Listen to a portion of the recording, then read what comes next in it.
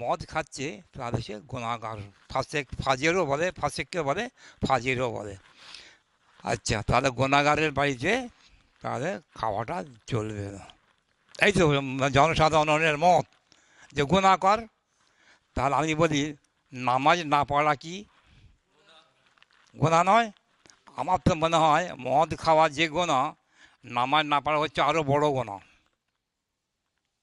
যেভাবে কোন হাদিসে এর নামাজ পড়ার সময় তাকিদ করা আছে যে নামাজ না পড়লে কারুন, ফেরাউন, নমরুদের সঙ্গে তার কিয়ামতের দিন হাসর হবে, অর্থাৎ তাদের সঙ্গে যে কিয়ামতের দিনে উঠবে। তাহলে কত বড় খারাপ কাজ!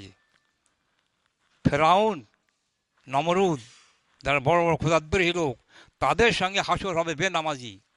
তাই যাক, আমি বলতে চাচ্ছি এই কথা যে তাহলে যারা নামাজ পড়ে না তাদের বাড়ি আমরা না খেয়ে কজন আছি?